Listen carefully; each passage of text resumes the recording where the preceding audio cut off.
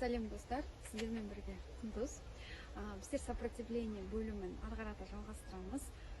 Өткен жолы мен сіздерге сопротивление 3-4 жолын айттым, атап өтіп кеттім, бірақ қазір мен сол информацияға толығырақ қосқым келіп тұр, өзімнің ойларымды, өзімнің өткен проработкаларымды сендерге бұрында өтіп кеткен сопротивлениенің кезіндегі қағаздарын тауып алып, қазір бөліскім келіп кетті. Спонтанно аяқ астынан. Смотрите, қараған кезде мысалға сіздерде ең бірінші страх изменения болады дедім, өзгерістен қорқасыз. Сосын екінші сопротивление ол проработканың сізге ұнамағаны, проработка процесінің ұнамайтыны. Үшіншісі ол мастер-киттің образы онша емес болғандықтан сондай неше түрлі сопротивление жолдарын айттым. Енді мына жерге мен қандай проработкалар жасадым. Сізге проработканың процесі ұнамайтын болса, сізде мынадай установка болуы мүмкін. Мен проработка жасаған уақытта басым ауыра бастайды. Мен проработка жасасам, менің басым ауырады. Орысша айтқанда, если я прорабатываюсь, я чувствую эмоциональную боль. Мне неприятно, мне комфортно. Я хочу проработканы жасаған кезде нервный напряжение деген бөлімдерді ұнатпайды. Себебі ол жерде ауыратын сияқты. Сол кезде сізге установкалерді бөлек-бөлек істеп алуға болады. Мен нервный напряжение проработка жасаған кезде осынша, или мындай, но только я так думаю, только я деп істеп алуыңызға болады. Мен бұның барлығын істеген екенмін. Нервный напряжение отдельно, чувство вины, например, чувство вины маған ұнамайды деп солай бөлек-бөлек істегенмін. Допустим, проработка жасаған кезде мен керек емес нәрселерді бостан-бос есіме түсірем. Допустим, образға кірген кезде я прорабатываюсь деп. Образда мен керек емес, өзімді қазып, өзіме ауыр жасап, бос бір нәрсемен уақытымды кетіріп отқандай болып көрдім өзімді. Мне можно было иметь такое представление о проработках, о моих проработках. Деп өзгерттім представленияларды образға бөлек. Содан кейін барып менің проработкаларым күнделікті жасала бастады. Қазір мен күнде бір проработка жасау маған нормально, күнде. Бұрын мысалға сопротивление кезінде еще мынадай болыпты. Мен проработка жасасам, настроением күні бойы жоғалып кететін, настроениеме әсер етеді. Егер сіз өзіңізге проработка, я прорабатываюсь деген сұрақтарды қойған кезде, неліктен маған ұнамайды деп сұрақ қойсаңыз, что вас смущает? Сол ұнамаған жерлеріңізге жауап бересіз. Мынау ұнамайды, анау ыңғайсыз. Келесі установкалар страхқа кіріп жасауыңызға болады.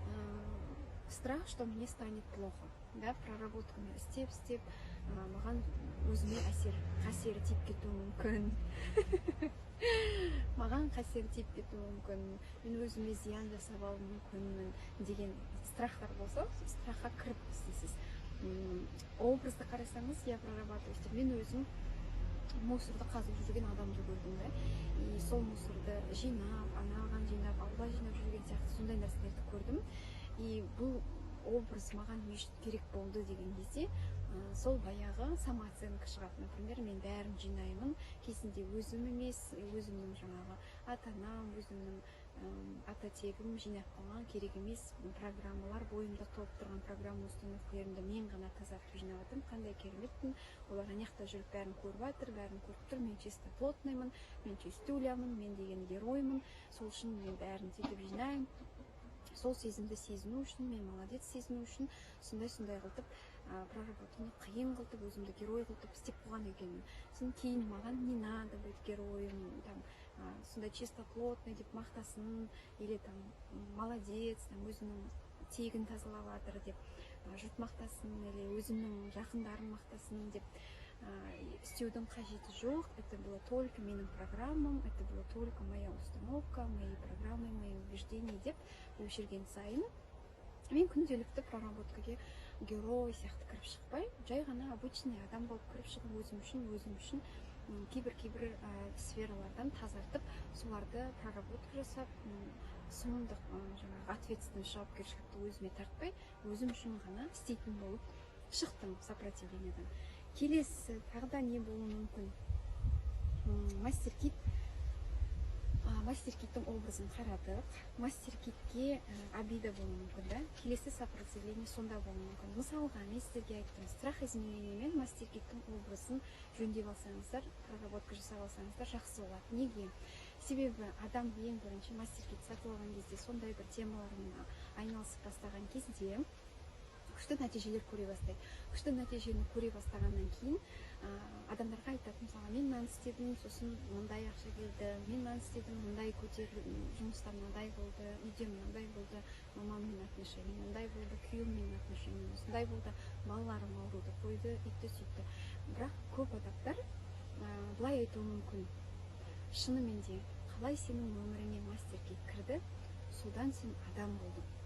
Шынымен де сен бұрында страшный едің, или ужасный адам, или сен слабый адам, или сен непонятно ни рыба, ни мясо, или сен бір онша емес, сондай нәрселерді айтып, шынымен де Мастер Кит сені адам қылып түзеді, сенде Мастер Кит болмағанда білмеймін кім болып кететініңді. Мен Мастер Китсіз ақта біз соны білдік, просто саған повезло. Мен өзім умныймын да, кітаптарды оқимын, Мастер Китсіз күшті болып жетістікке жетіп жүрмін. Сен тек Мастер Киттің арқасында керемет бақытты болып жатсың да, ол да плюс ничего деген кезде басқа біреулер, это одна из причин, да, бір себептердің бірі. Мысалға, неге адамдар Мастер Китті айтқысы келмей кетеді, істегісі келмей кетеді? Себебі бүкіл мақтаныш, мақтау, жаңағы признание күтіп тұрған, одобрение, любовь, забота, соның барлығын ол Мастер Киттің көмегімен керемет жетістіктерге жетіп барып бөленем деп ойланады. Сөйтіп ойлайды, сондай цель қояды, сондай мақсат қояды, сондай мақсатпен істейді да проработкалерді. И бірақ көп адамдар сенің тұрмыс құрғаның хорошо, что Мастер Китпен, әйтпесе Мастер Китсіз сені ешкім алмайтын еді, да, әйтпесе сен ешкімге ұнамайтын едің деген сияқты сөздерді есту мүмкін. Ондай адамдар мен клиенттерінің арасында болды. Сондықтан айтып тұрғаным бір мәселесі, сол себептердің бірі. Сосын кейін адам Мастер Кит тастап кетеді. Себебі неге? Обида болады Мастер Китке. Мені көрмейді, мен көлеңкеде қалып қойдым. Оны тексеріңіздер, сол тақырыпты қарап шығыңыздар. Мүмкін сізде де сондай нәрселер бар шығар. Сіз нағыз целін, мақсатыңызды таңдап алыңыз. Сіз кім үшін істеп жатсыз? Проработканы өзіңіз үшін ба, әлде бұл цельдің бәрі біреу үшін керек па? Теперь келесі страх изменения. Страх изменения өмірдің күрт өзгеруі. Күрт өзгеретін, қолыңыздан келетін сіз білесіз. Даша Трутнева өзінің сабағында 3-ші бөлімінде мынау туралы айтады. Егер сіз қолыңызға кофе алсаңыз, ыстық, сіз ішесіз, сіз одан қорықпайсыз. Ол кофе сізге әсер етеді, сіздің ішіңізге кіреді деген сияқты да. Немесе дейді, сізге маникюр жасайды қолыңызға. Маникюр жасайды, тырнағыңыз әдеміленді, бірақ сіз өзіңіз өзгермедіңіз.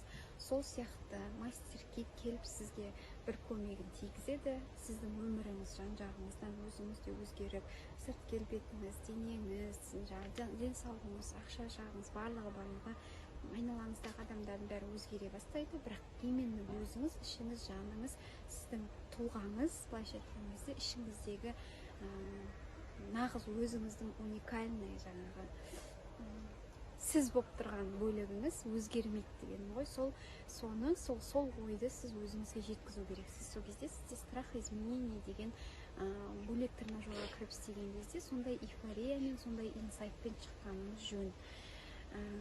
Және де кейде мынадай страх болады тренажерда. Менің жақындарым түсінбей қалады.